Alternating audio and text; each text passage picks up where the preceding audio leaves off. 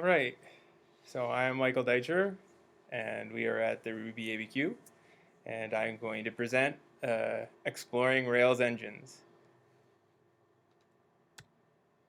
And what is a Rails engine? So a Rails engine is a mini full stack application that adds functionality to your Rails application. So um, basically, you can have a Rails application is a full web application that delivers a website, and um, you can component componentize various functionality and deliver them as full stack components.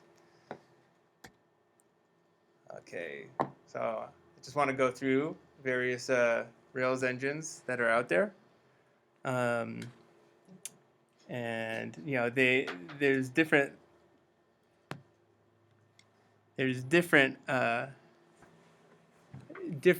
Rails engines deliver different levels of functionality. Some that just delivers CSS and JavaScript to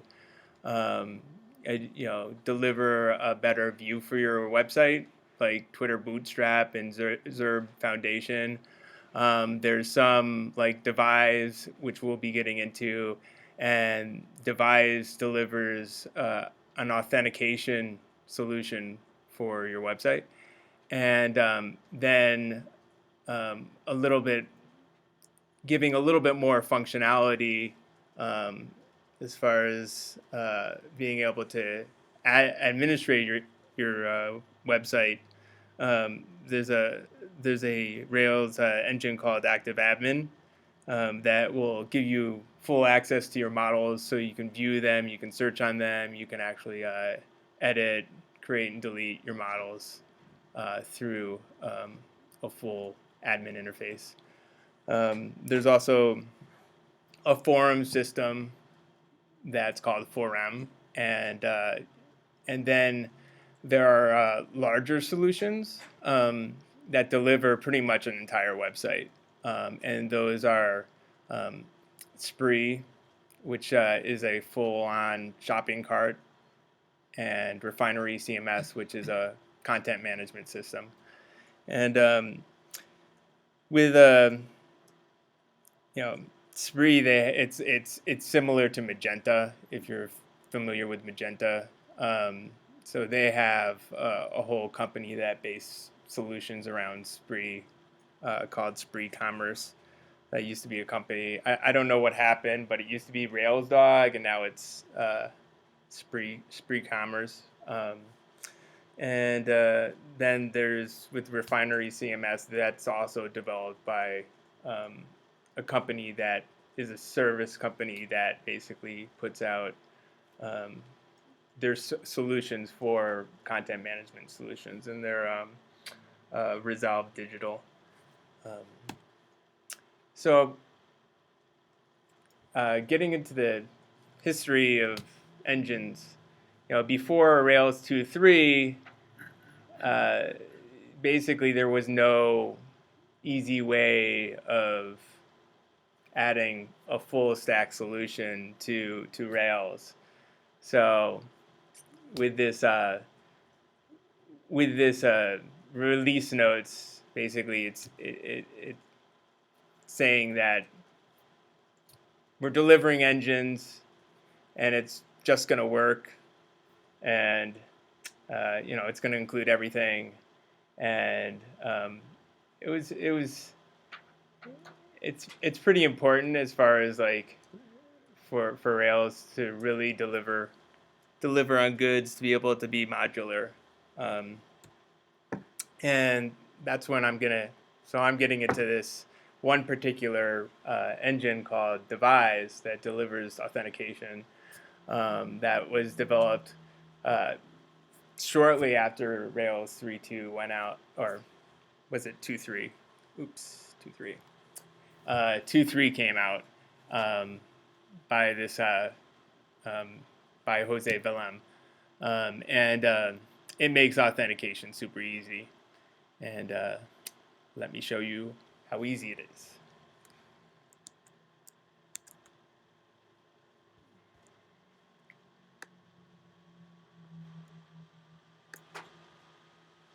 Let me make this bigger.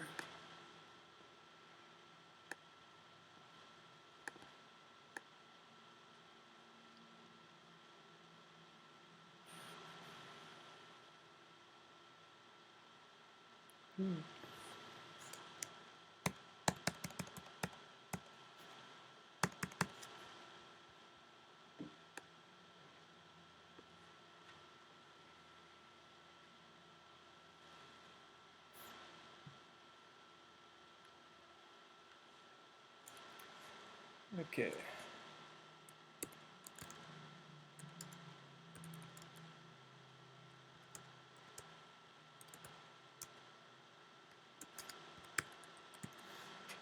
So I'm just going to create a new Rails app using MySQL database.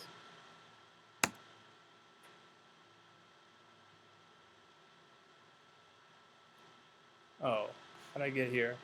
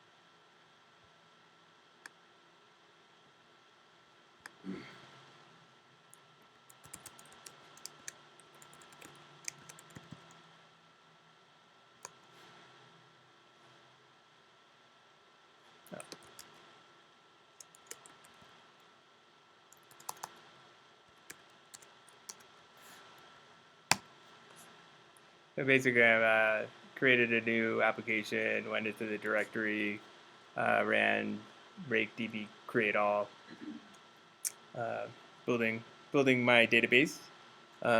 So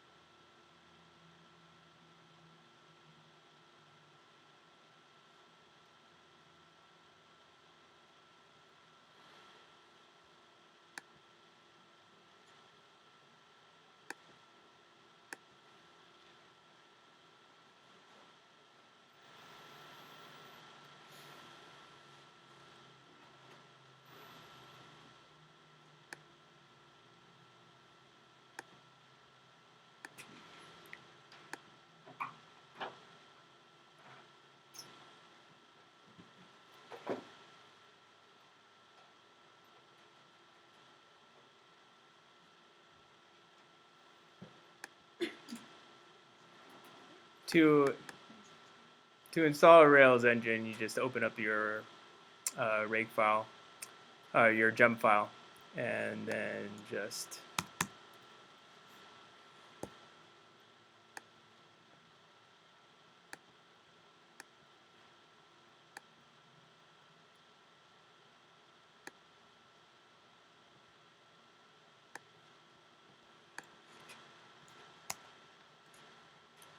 uh, type in gem devise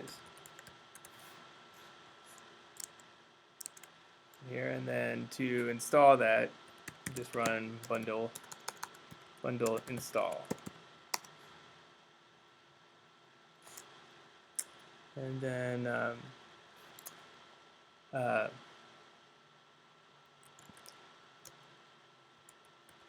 so you have to run. So in Rails, basically, in order to add files and code to your project through engines or through Rails itself, you use this Rails generate command. So in this case, I am going to install devise by calling generate.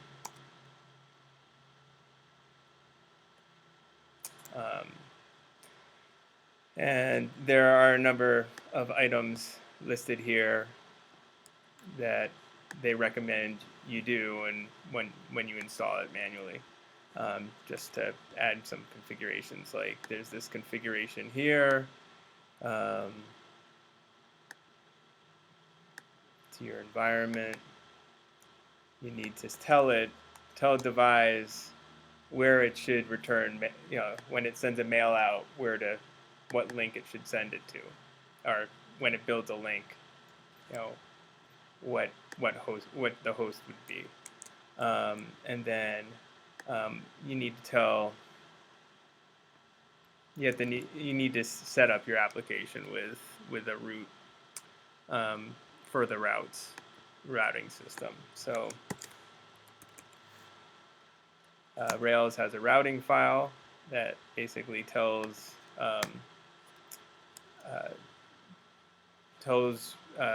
describes the entire layout of your website.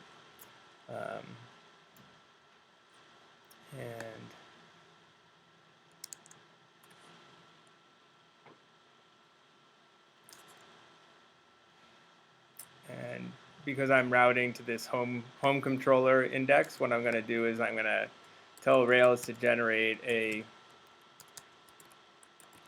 controller called home.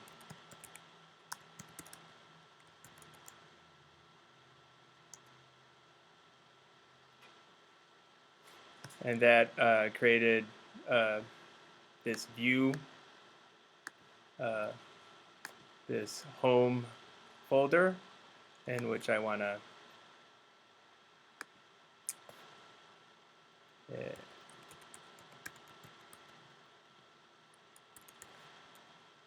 create a file, and in here I can say hello world, and it added this home controller, which I'm just going to add a method that delivers that whole hello world.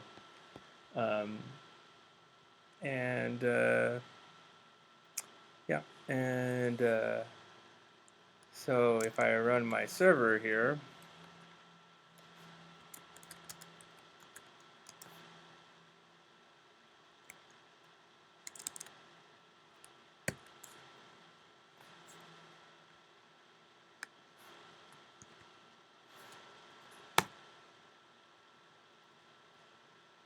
I should get hello world. Should start. I'll come back in here.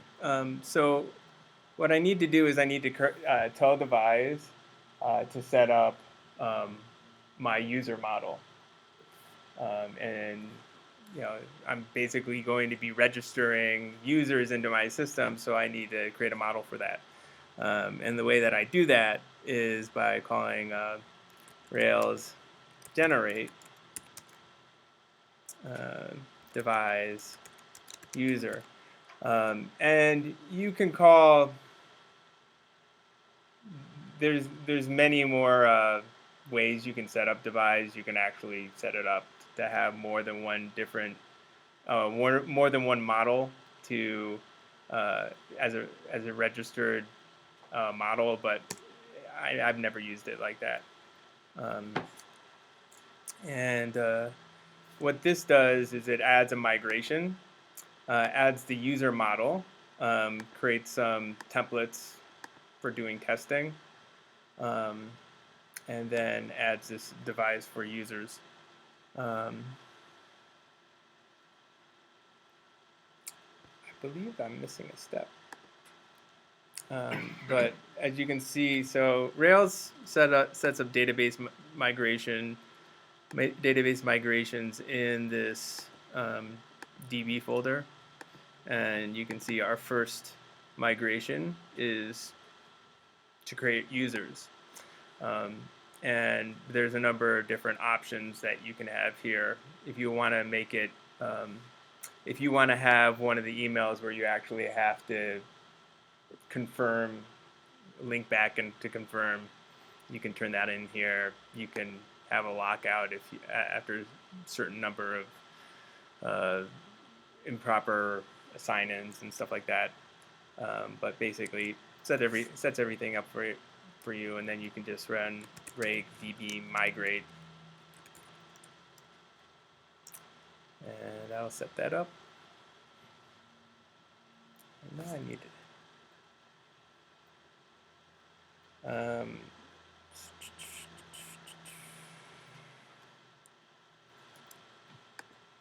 now on Rails server again. Got server going, and there's something here that I need to set up in my routes.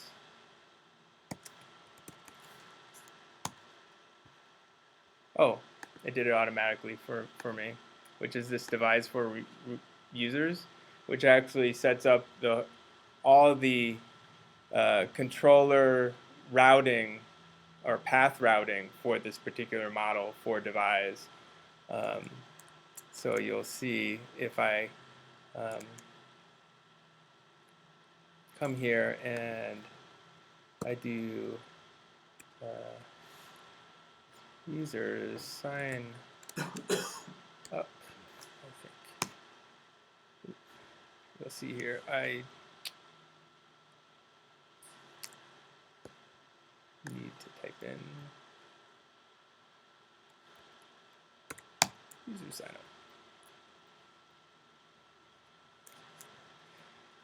And there's a sign up, but I'm gonna go in here and I'm just gonna add it to my layout. So in here, basically Rails has this idea of layouts, and you have your overall layout, and you render in whatever view gets rendered into this yield area. So what I can do is I can have this layout always render and tell you if you're signed in or not, and give you the appropriate links to sign in or sign out.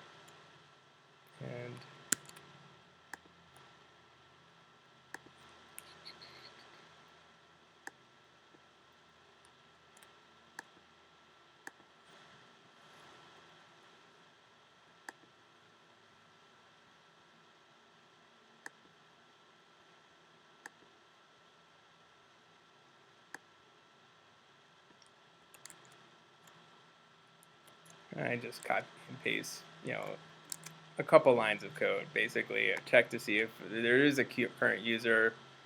If there's a current user, I give the sign out. If there's no current user, I give the sign in link. So if I go back to my home page,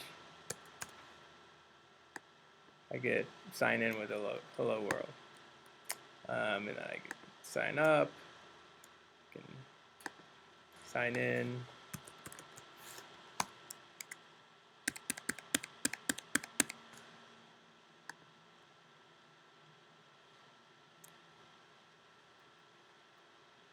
You're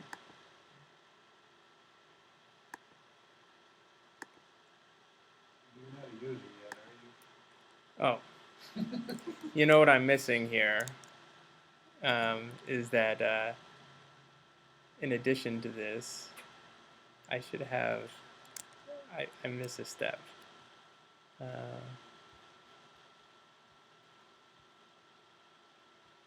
Which is this, I need to be able to show my alerts, which is basically how it reports that I've done something wrong.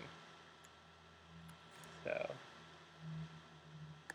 if I do this, it says invalid email or password, and you can kind of customize where this gets placed.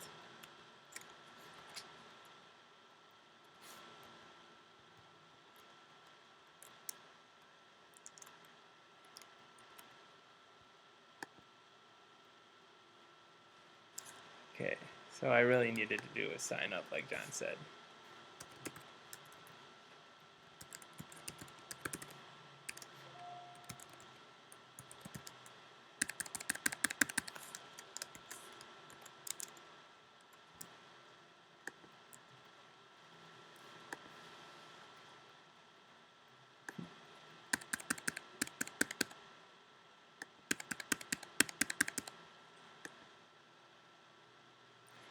So now I kind of signed in. Um, so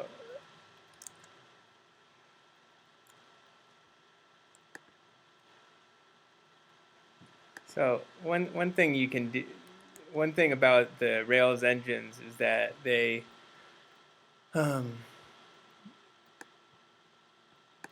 basically hide all the views and the controllers and the helpers and all of the things that happen that drive the functionality of the component. But you can, in this particular case, you can actually call devise to generate those views um, in your application, so you can actually change them or make adjustments to them, add fields, change some of the text. So what I'm doing is I'm calling devise to generate the views. So it's basically creating a devise folder in which I can change the emails, the text of the emails. I can change the text.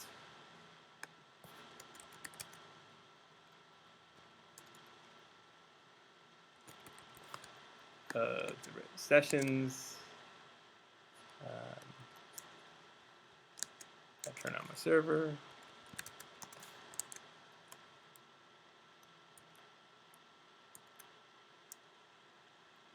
And what it's doing is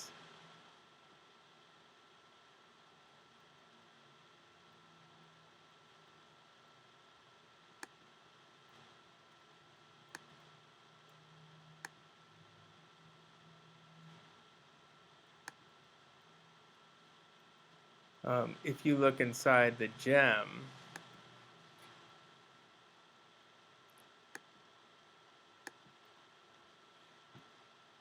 should be getting a lot more gems than that. Didn't switch.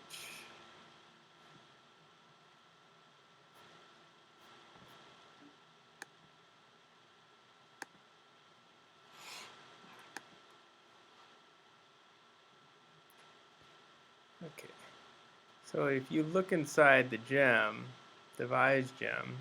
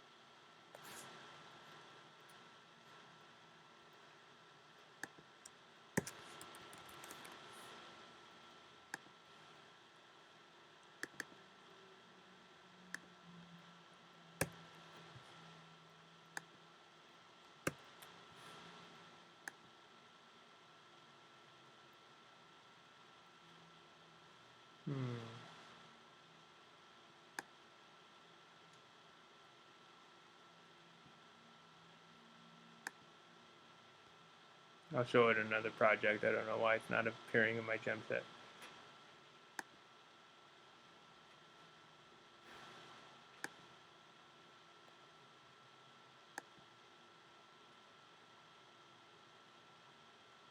So if you look at the layout of what's going on in the gem, basically it has this app folder, which represents what it's doing in Rails in your app. So it has its own set of controllers. It has its own set of views, and what it's doing is if you want to change it, it takes these views and copies it to your application to override it. And this is the standard way that engines work. So it's pretty clean, and if you want to dig deeper into how it's working, it's pretty well organized. Some of the more complicated stuff is actually more in the security area, in different strategies and authentication and stuff. But in general, the stuff that you would want to change is not in the library, but in this app area, which is how devise can be customized into your Rails app. And that is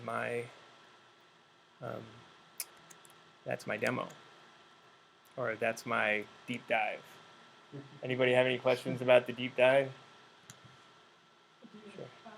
This is probably a silly question, but what's the difference between a gem and an engine? So an engine is a gem that has that application folder. Oh. Okay. If you run that engine as its own app, too much. So I am running that. I mean, basically, you need to, even with Rails, and let me show you my gem file, and this will be interesting. So everything that you run is here. So even Rails is configured to run. It's part of this, manifest of it's a versioning component versioning manifest, and this is called bundler, and the gem file is the manifest for that. So here, at the beginning of this this walkthrough, I installed Rails without a version, so it installed the latest version.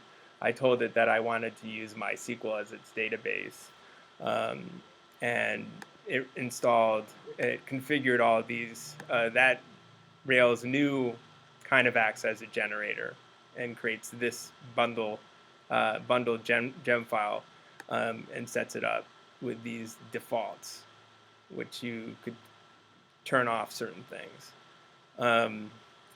And then I just added this extra Rails engine gem devise. So basically, I'm just running Rails with devise.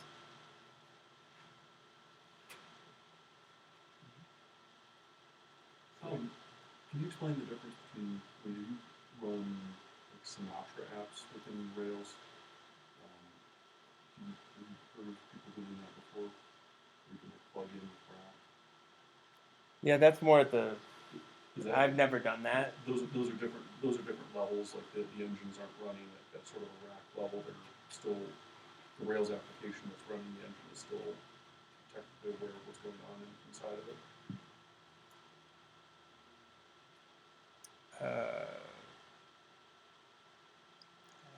I don't know the answer to that question. I think devise does install middleware on the rack level.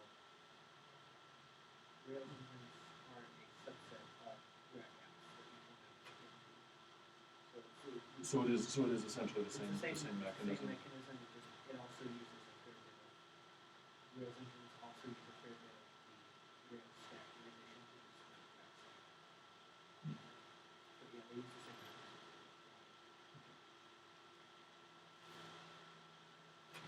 Thank you.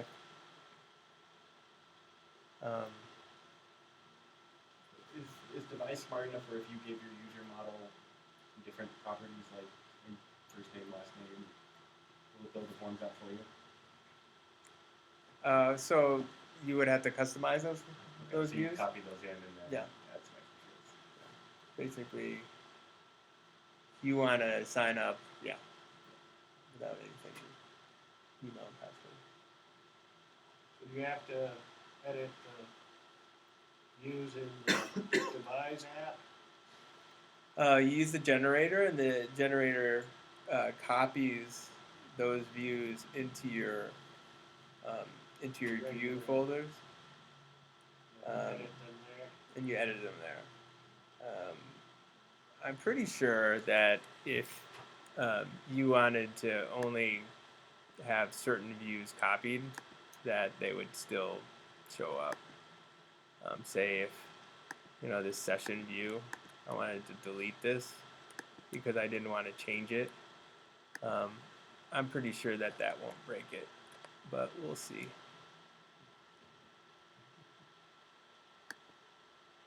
Yeah, works fine. So it copies a lot of stuff over here, and you can minimize how much you could only have the ones that you need to change in here. Um,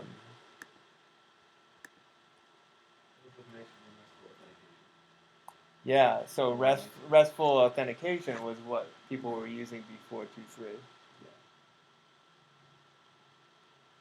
Do you have any experience with using engines as a way to dissolve a large app into smaller and more manageable components?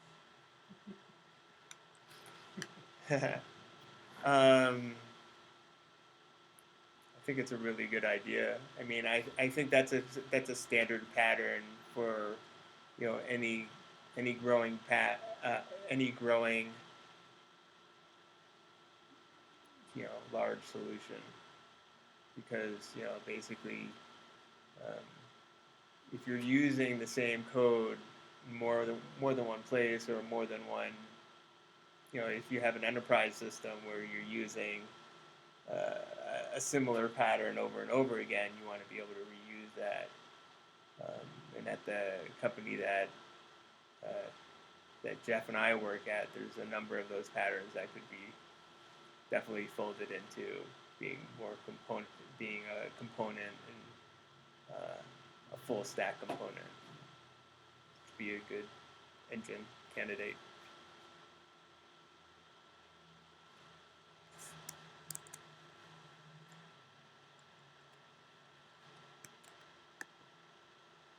Okay. So one of the things that I was noticing when I was working on a project that I wanted to have be available open source, but also have it have a version of it being private, is that you cannot in GitHub uh, you can't take a public project and um, fork it into a private repository. It always has to continue to be public.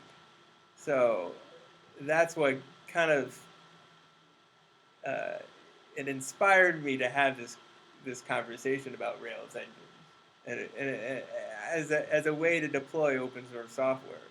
It just uh, it's just a really seamless method, to take what I was working on, and roll it up into an engine, and then if I want to have that for use privately, I can just take that engine and customize it as a part of my application.